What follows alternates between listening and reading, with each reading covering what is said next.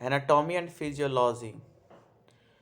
Anatomy. Human anatomy and physiology is the study of the structure and function of the human body. Human anatomy जो होता है और physiology जो होता है, इसमें हम लोग स्ट्रक्चर और बॉडी के फंक्शन के बारे में पढ़ते हैं. The human body has many intricate parts with coordinate functions maintained by a complex system of checks and balances. Human body जो होता है वो अलग अलग पार्ट में, हर एक पार्ट होता है हमारा बॉडी का, और वो हर एक बॉडी का पार्ट जो होता है उसका अलग अलग काम होता है. और ये जो हमारा बॉडी का जो पार्ट्स है वो इस तरह से अरेंज किया हुआ रहता है कि हमारा बॉडी के पार्ट्स अनबैलेंस ना हो पाए, बैलेंस में रहें. The coordinate functions of all the parts of the human body allows us to detect changes or stimuli, respond to stimuli and perform many other actions. हमारा जो बॉडी का अलग अलग पार्ट होता है वो सभी पार्ट जो है अलग अलग तरह के चेंजेस जो हमारे सराउंडिंग में होते हैं उसको वो स्टोमिल उसके हमारे उस तरह के स्टोमिली हो जाते हैं. स्टोमिली मतलब कि उसी तरह से रिस्पॉन्ड करने लगते हैं, जिस तरह का नेचर उसी तरह का हमारा बॉडी वर्क करना लगता है, हमारा बॉडी फंक्शन होना शुरू हो जाता है. Knowing human anatomy and physiology also provides the basis for understanding disease. हम लोग जानते हैं कि ह्यूमन का जो बॉडी पार्ट्स है वो अरेंज किया हुआ है, अलग अलग बॉडी पार्ट्स को अलग अलग कामों के लिए अरेंज किया हुआ है. हर एक बॉडी पार्ट्स का इम्पोर्टेंस होता है. उसी अंडरस्टैंडिंग के साथ में जो हमारे बॉडी में डिजीज़ आते हैं तो वो उसी तरह से वर्क करते हैं. जैसे कोई हमारे बॉडी में अंडरस्टैंडिंग आ जाता है कि हमारा बॉडी इस तरह से गलत गलत काम कर रहा है, गलत गलत काम करने का मतलब कि खराब काम कर रहा है, तो हमारे अंदर एक आइडेंटिटी बन जाता है कि ये ह्यूमन को इस तरह का प्रॉब्लम होगा, और उससे हम उसको ट्रीटमेंट करना शुरू करते हैं. The study of human anatomy and physiology is important for students. Human का जो एनाटॉमी और फिजियोलॉजी है वो स्टूडेंट के लिए इम्पॉर्टेंट है who plan a career in the health sciences, because health professionals need a sound knowledge of structure and function in order to perform their duties. कह रहा है कि अगर हम लोग कोई भी अपने हेल्थ साइंस के लिए प्लान कर रहे हैं कि हम अपने हेल्थ में सुधार कर सकें, हम अपने जो हेल्थ में जो भी कमी आ रहा है उसको हम ठीक कर सकें, तो हम अपने ज़रूरतों को पूरा करेंगे. अगर हम हेल्थ साइंस में स्टडी करते हैं तो हमारे बॉडी में जो चीज़ के कमी होगा, जो चीज़ का ज़रूरत होगा, वो चीज़ को हम फुलफ़िल कर सकेंगे, क्योंकि हमारे पास एक अलग तरह के साउंड नॉलेज आता है और उसी साउंड नॉलेज के स्ट्रक्चर या फंक्शनल जो भी वर्क को हम देखते हैं उसके हिसाब से हम उस पर काम करते हैं. ठीक जैसे कि हमारा बॉडी अलग तरह के ड्यूटी कर रहा है, कुछ अलग काम कर रहा है, परफॉर्म कर रहा है ड्यूटी, तो हम उससे समझ जाएंगे कि नहीं, हमारे अंदर जो है इस तरह के कमी है और हमें इस तरह की ज़रूरत है. क्यों हम समझ जाएंगे? क्योंकि हमें जो है पता है कि इस तरह के जो सिम्टम्स हमारे बॉडी में आते हैं इसका मतलब कि हमें ये चीज़ है, ये प्रॉब्लम है. In addition, understanding anatomy and physiology prepares all of us to evaluate recommended treatments, critically review advertisements and reports in the popular literature, and rationally discuss the human body with health professionals and non-professionals.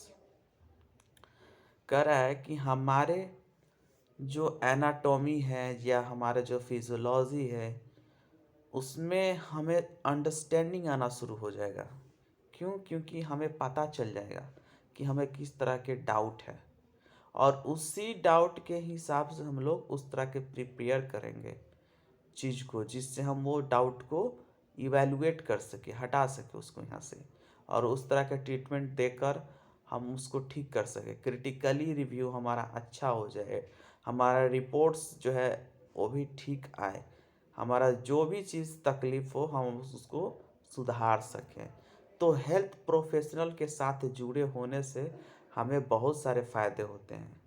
ठीक, पहला तो अपना body का care भी कर सकेंगे, कि अपने कोई भी तकलीफ़ को सुधार सकेंगे, उस तरह से ट्रीटमेंट भी कर सकेंगे, और खुद का एक्सपीरियंस के साथ हम अपना खुद का इलाज एक तरह से कर सकते हैं। नॉन प्रोफेशनल चीज़ जो होता है, जो हेल्थ साइंस से नहीं रिलेटेड रखता है, उन्हें तकलीफ़ होता है कि कैसे उनका ट्रीटमेंट हो, वो किसी और पर डिपेंड होते हैं अपने ट्रीटमेंट के लिए। एनाटॉमी, एनाटोमी, ये शब्द से बना है एनाटॉमी। ये scientific discipline that investigates the structure of the body. Anatomy का मतलब सिर्फ इतना ही समझना है कि साइंटिफिक डिसिप्लिन मतलब कि जो साइंटिफिक हमारे जो तरह से देखा जाए, जो साइंटिफिक तरह से देखा जाए, तो हमारा बॉडी को इस तरह से स्ट्रक्चर जो दिया गया है, जितने भी बोन्स के स्ट्रक्चर जो दिया गया है, उसका एक अलग ही इन्वेस्टिगेट हुआ है साइंस के तरफ से। और वही बॉडी स्ट्रक्चर जो है हमारे लिए इम्पोर्टेंट है। जैसे हम अपने हाथ को पैर में तो नहीं लगा सकते हैं, सपोज डेट लगा लेते हैं तो हमें तकलीफ़ होगा, जैसे खाने में प्रॉब्लम हो सकता है। तो हमारा बॉडी जो लगाया हुआ है वो बहुत ही सोच समझ कर और अच्छी तरह से लगाया हुआ है कि हमारा बॉडी में कोई तकलीफ़ ना आए। जैसे हमारा हेड ऊपर ही क्यों लगाया हुआ है, बीच में क्यों नहीं लगाया हुआ है, पैर के पास क्यों नहीं लगाया, तो ये सब का कारण है। तो इसी कारण को जो ढूंढा वो साइंटिफिक डिसिप्लिन में खोजा गया है। अब और ये सब जो है रियलिटी है, जो हमें अपने आँख से दिखाई देता है, जो हमारे समझ में आता है। और इसी सब से इसको एनाटॉमी बोल दिया गया है, कि जो ह्यूमन का बॉडी है और उस बॉडी का जितने भी बोन्स के बारे में हम लोग पढ़ते हैं, जितने भी पार्ट्स हैं, the parts of body for a study is called anatomy. Anatomy उसी को कहते हैं।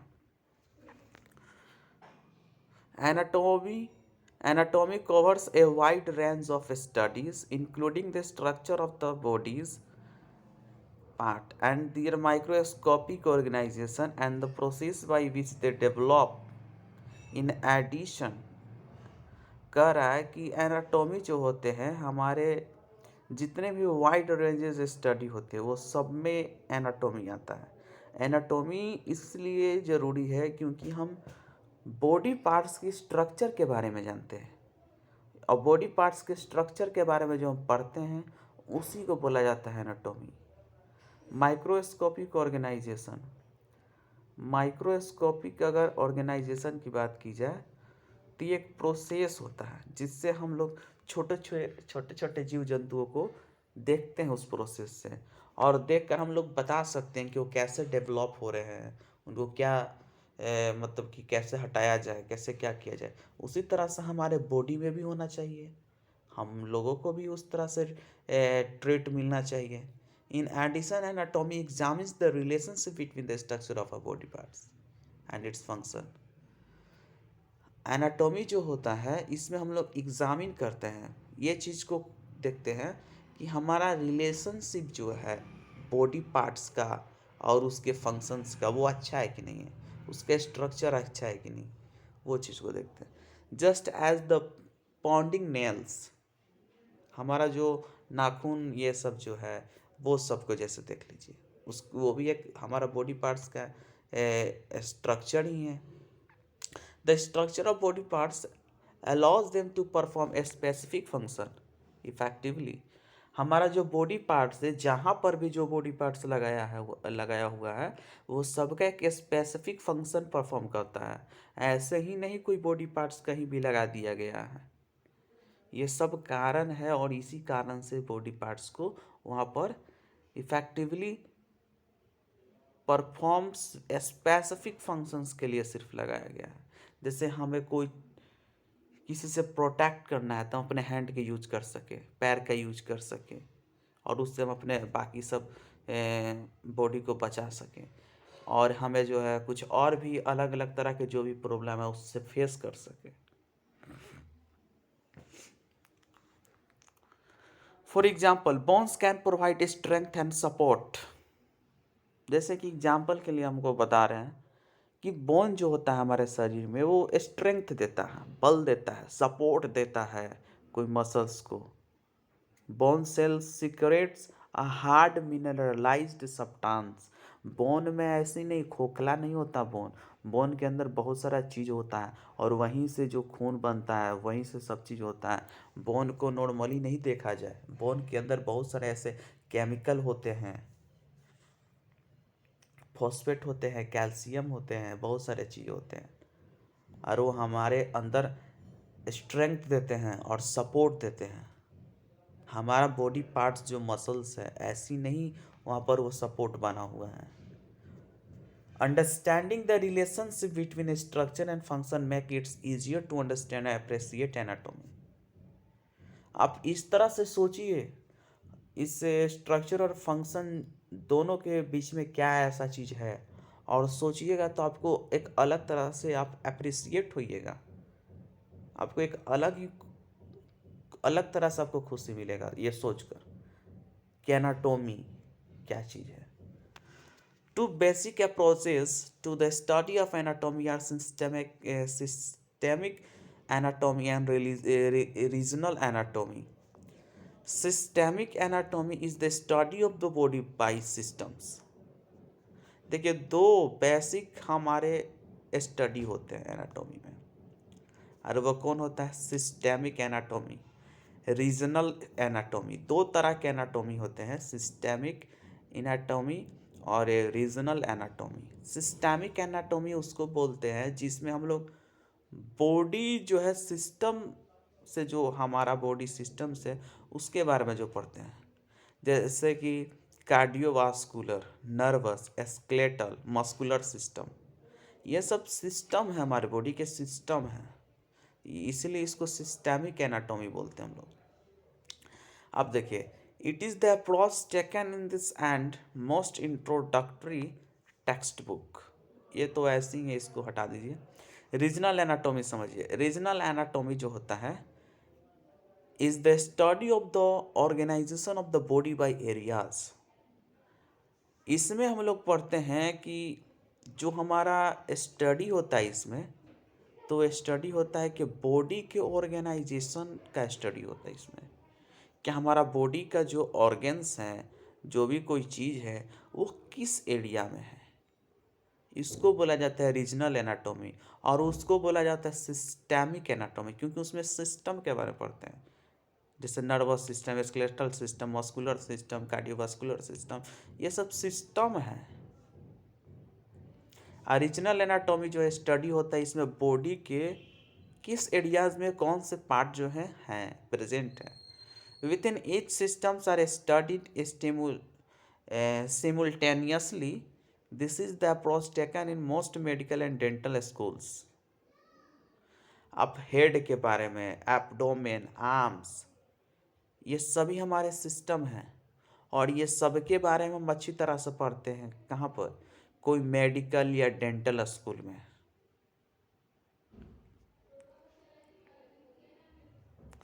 Anatomists have two general ways to examine the internal structure of a living person.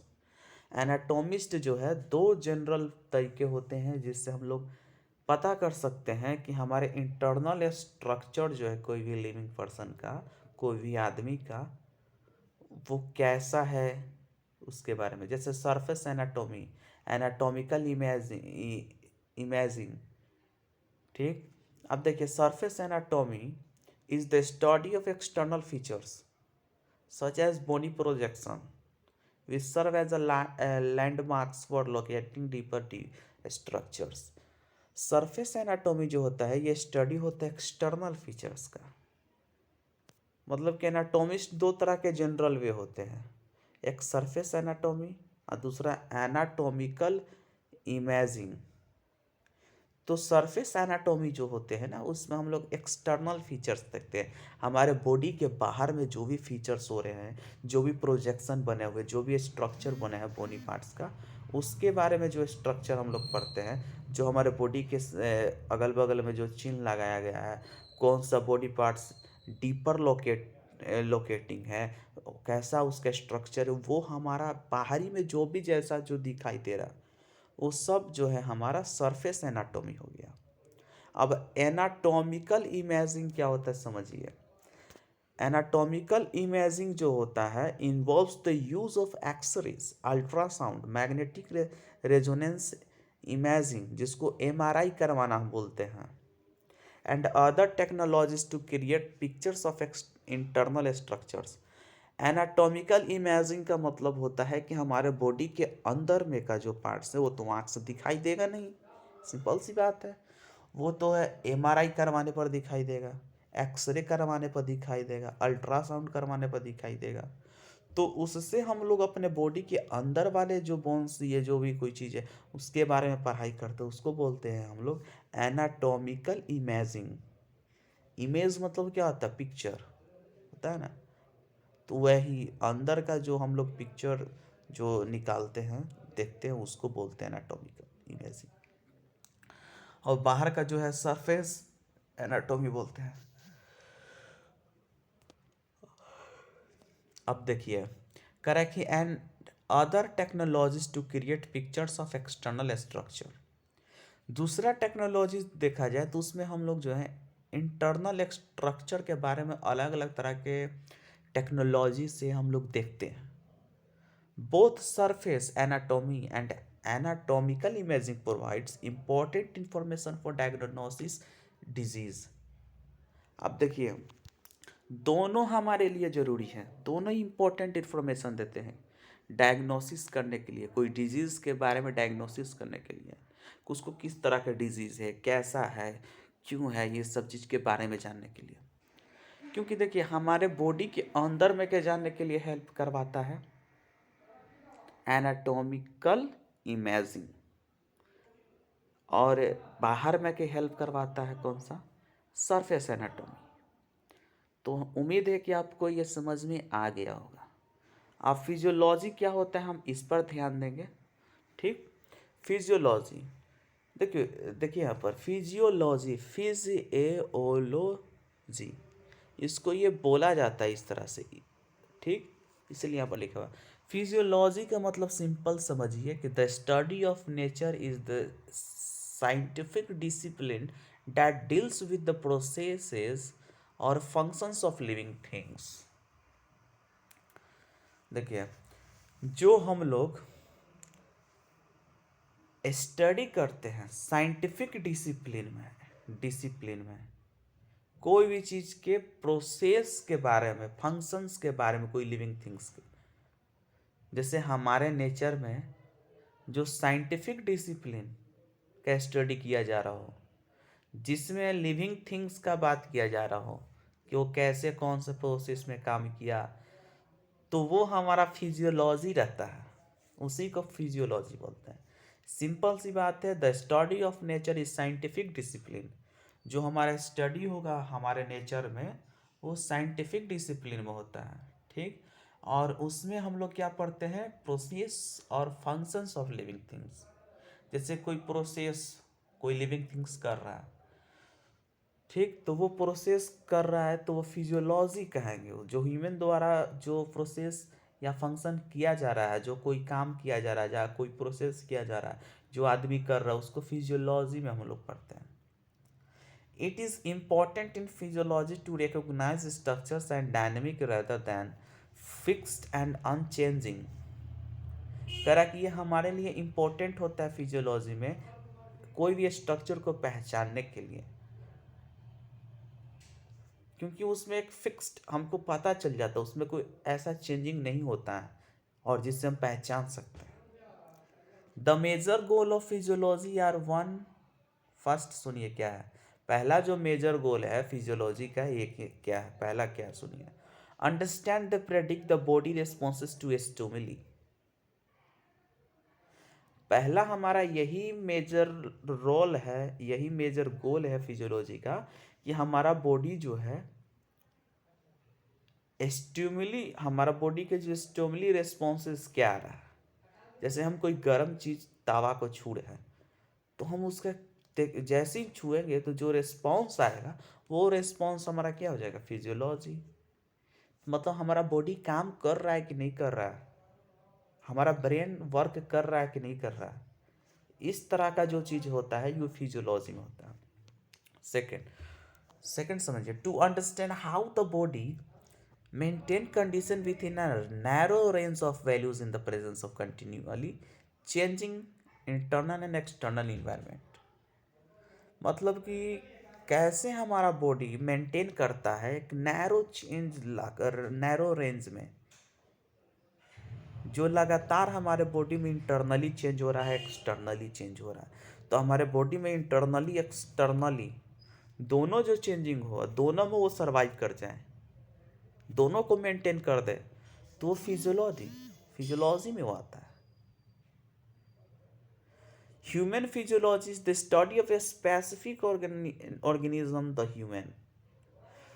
Human physiology जो होता है वह स्टडी होता है कि स्पेसिफिक ऑर्गेनिज्म का, कोई एक स्पेसिफिक ऑर्गेनिज्म के बारे में जो हम स्टडी करते हैं, ठीक, तो वो फिजियोलॉजी होता है। Whereas the cellular cellular आप फिजियोलॉजी किसको बोलेंगे, सिस्टमिक फिजियोलॉजी किसको बोलेंगे। फिजियोलॉजी भी दो तरह का होता है, एक सेलुलर फिजियोलॉजी, सिस्टेमिक फिजियोलॉजी।